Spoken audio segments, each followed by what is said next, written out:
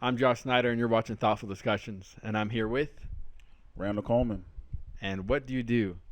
I do a lot of things. I'm a photographer, videographer. Yep. I am a teacher as well, teaching artist.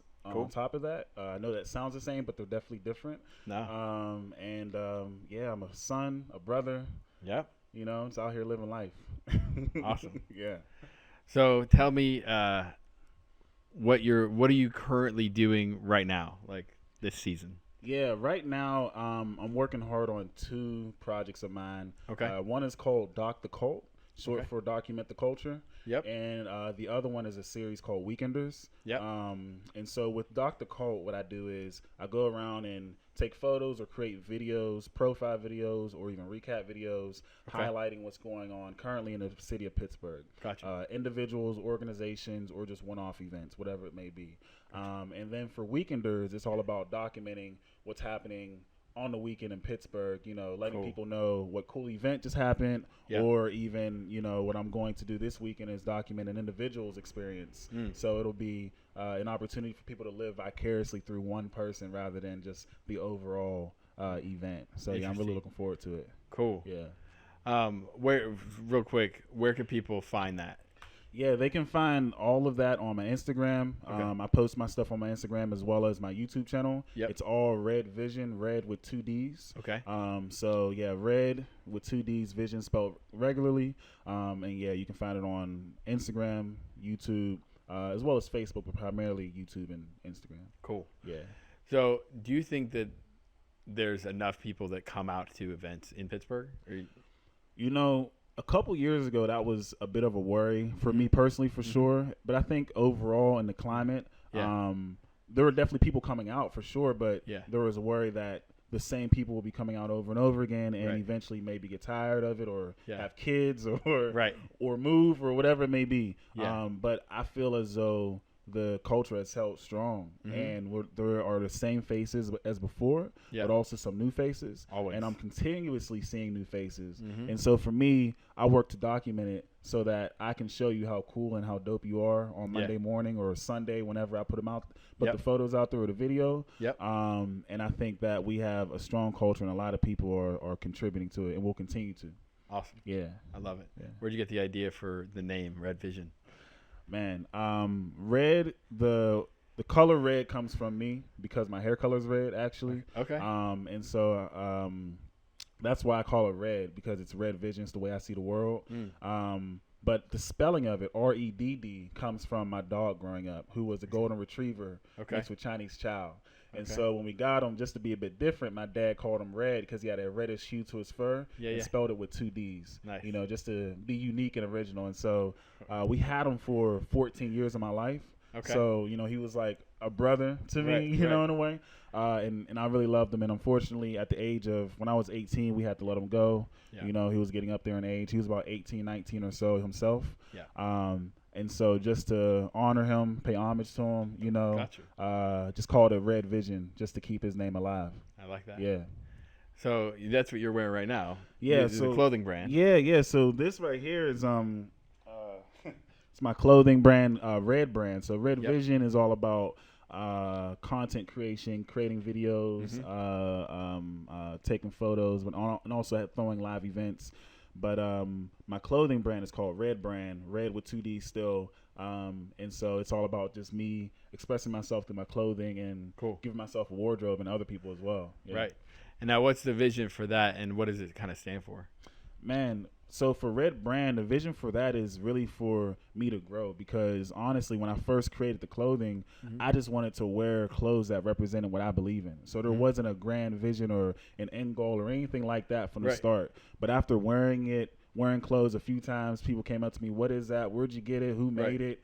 And you answer the questions enough, like, oh, that was me. And people go, oh, well, where can I get it? Yeah. And I'm thinking nowhere, because I just made one big collection. I mean, I made it at Revival when you were there at the time. So I'm sure you remember the first time I ordered from Revival. That was just for you to have. It was just all me. That was your collection. A bunch of different items, you know. Yeah. I love it. But after that, I decided, okay, let me, you know, put some thought into this and make some, you know, clothes for other people. And then just by doing that and putting myself in that domain and and then having the support of Wade at Anthony's Locker, you know, and everybody over there, it really pushed me to continue to learn what fashion is and the craft and whatnot. And so I'm proud to say that I'm already have my fall collection ready to go. Yeah. And I'm excited to see, you know, how that goes. And I'm already envisioning what my spring / summer is going to be for 2019. Dang. You know, so I'm learning on the go. So it's not as if I have a grand vision the same way I do for Red Vision,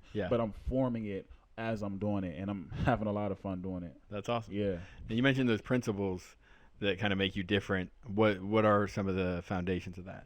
Yeah, so with Red Vision and Red Brand, they both fall under Red overall. You know, that's the parent brand. And the purpose of it is to create, serve, and influence. Okay.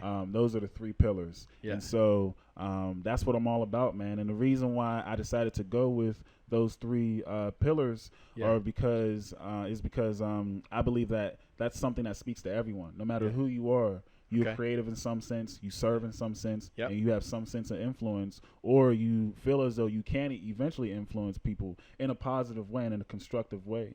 Right. And so I think that's what makes Red Brand and Red Vision so unique, is that it creates content and it creates clothing through the purpose of the brands. Yeah, I love it. Yeah. So how did you get your start? Give me some history.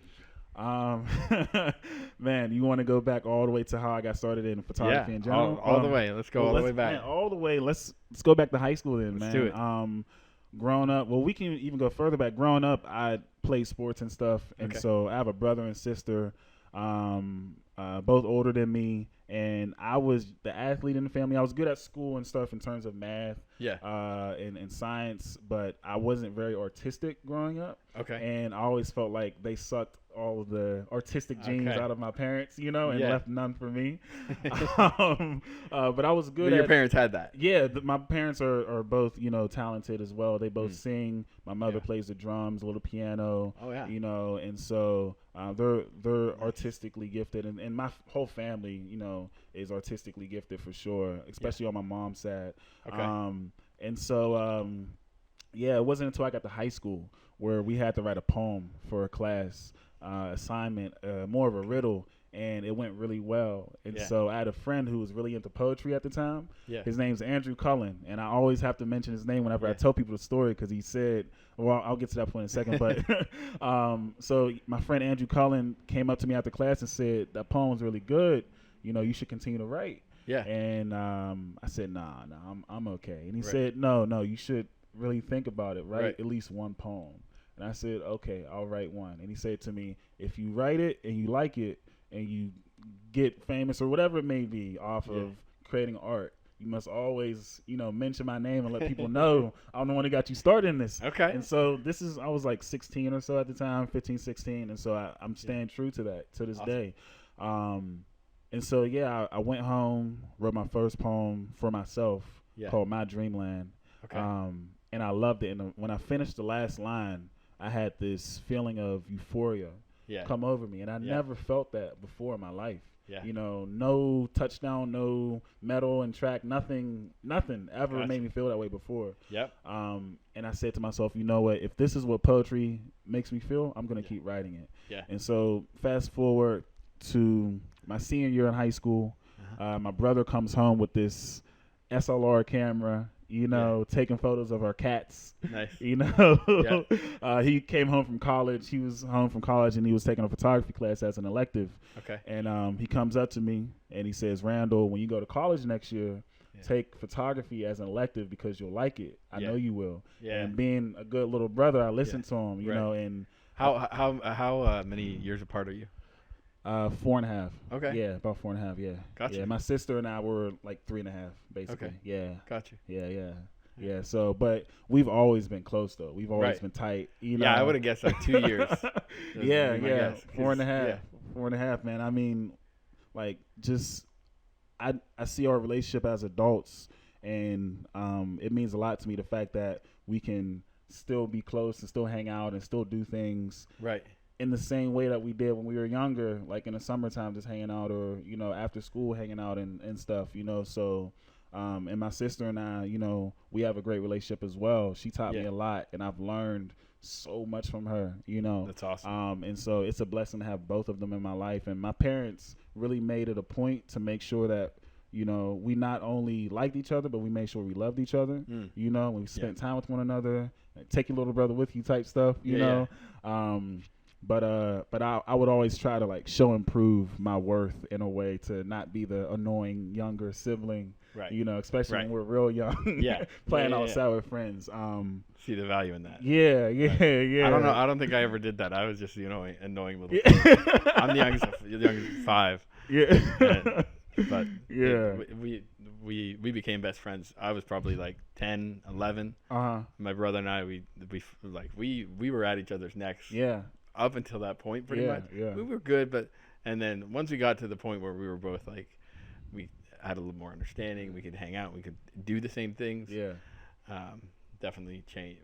Instead of like him just picking on me, it was more just like, all right, we could do things together and have fun. Yeah, we can do a lot better if we're on the same team. Exactly. Let's go skate. Whatever. Sounds good.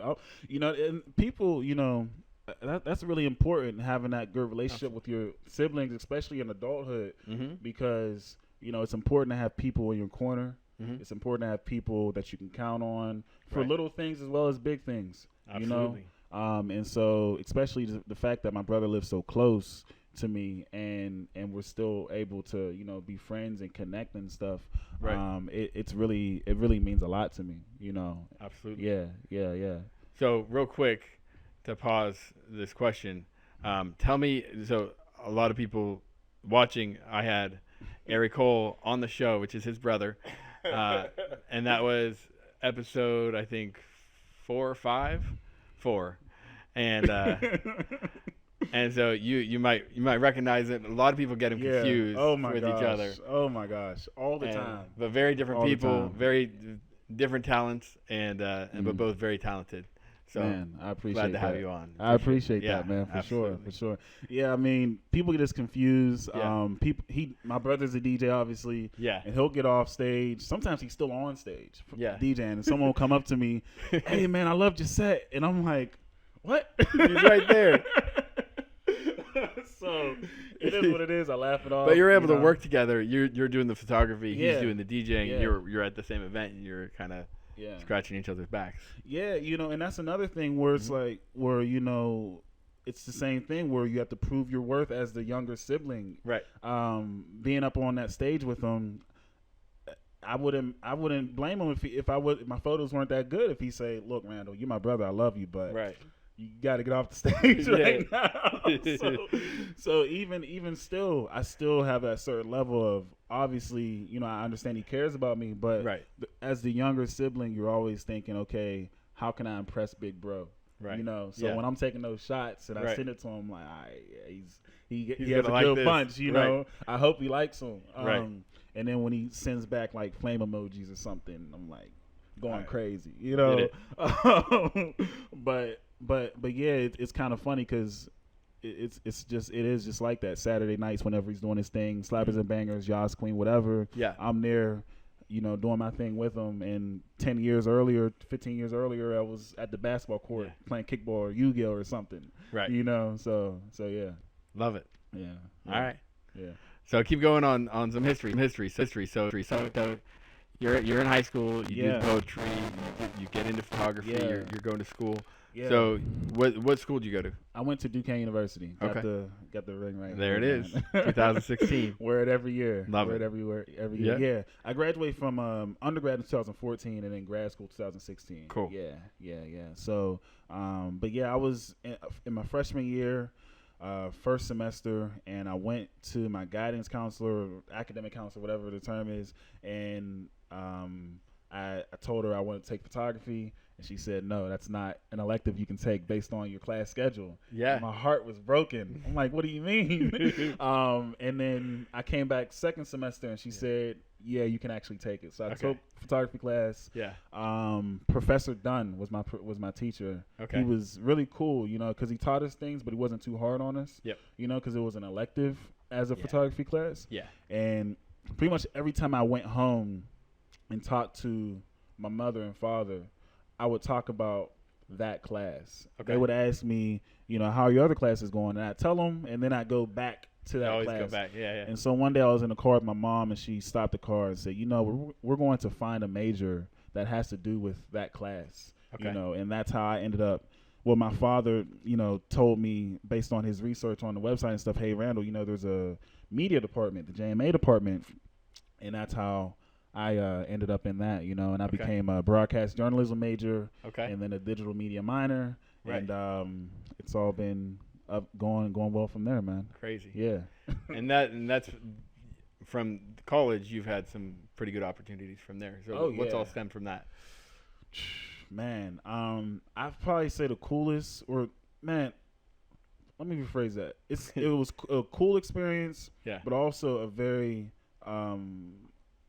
touching experience, an experience that I learned a lot from overall, and an emotionally taxing experience. I was able to intern for the 9/11 Tribute Center. Okay. And so I learned a lot because I was in the 4th grade, I believe, unfortunately, when the 9/11 attack happened. And so, I didn't, about things from watching news and stuff, but you don't really know as much, as other people do.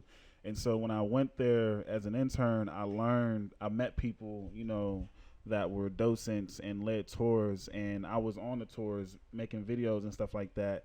Right. And I learned so many stories. I met so many people, shook so many hands, and that was an amazing experience. And that's why I say it was touching and emotionally taxing. Right. What made the experience really cool was that once we got off work at 5:00, they let us do whatever we wanted. Yeah. So we're in New York City. We're in New York City, and you wipe your tears off. You take a second, you take a breather, and then my roommate and I, who's also an intern at the same place, we would go out and have fun, go to restaurants, go sightseeing, all that stuff. So it was an amazing month that I had, and that was all through Duquesne University. So it was cool. It was an amazing experience overall. Awesome. Yeah. Awesome. Yeah. And then you came back from that, and then you had another internship. Man, after that was my senior year, and I interned for the Pittsburgh Pirates. Yeah. My mentor works there. Okay. I got a great relationship with him through Duquesne, working under him. Yeah. He calls me his third son. I call him Pablo. Nice. Nice. So we're real tight. And I interned with the Pirates, and now I work with the Pirates part time in terms of the scoreboard team. So yeah. Love it. Yeah. Love it. Yeah. So you proud of the kind of career path you picked? Man, of course. Yeah. Yes. Yeah, man. I'm one of those people that when I left grad school, I knew I just wanted to have an adventure and a journey. Right. And so it wasn't about having a career path that leads me to this point when I'm 50 or whatever. Right. I don't want to know where I'm going at all. I want to have an idea, but I'm not going to act as though I have a set plan in the sense of, oh, this is the way it has to go. Yep. Because God's just going to laugh at me the whole time, right? So I know better than that. Right. But I do understand the meaning of having an idea and having a vision, and that's what I do. I lead by what speaks to me, and that's why another reason why it's called Red Visions, because that's how I create. Something speaks to me, and I go ahead and do my thing based off of that. Absolutely. Yeah. Love it. Yeah. Well, tell me what do you think makes you different? What kind of thing has really challenged you, and now that you've gone through it, you feel like you're able to go on to the next step?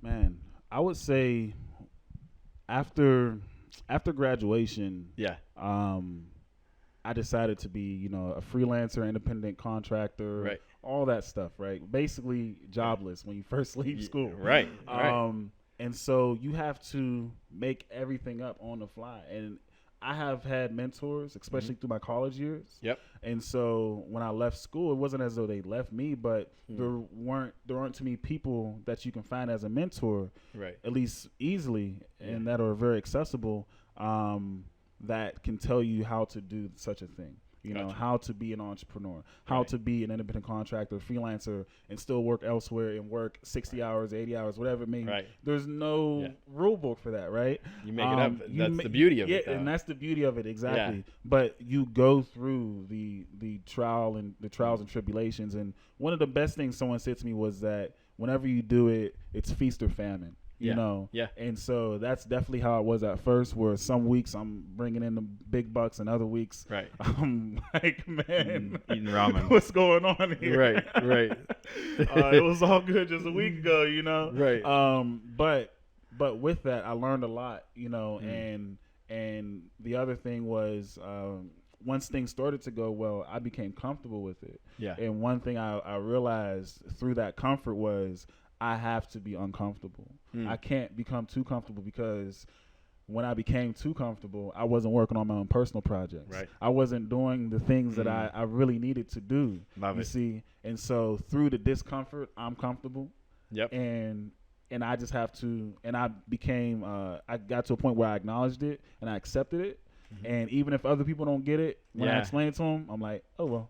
Right. It is what it is, Absolutely. You know? And so I enjoy the nights or the days where it's like, man, I got to pull an all-nighter. Yeah. Or, you know, it feels like I'm back in school sometimes, you know, pulling all-nighters. And I have those nights. You're in finals week or something. So I really enjoy those times, but I also enjoy the times where it's like 2 o'clock and I'm thinking, you know what? I just want to take a 30-minute nap. Just because no one's telling me not to, you know.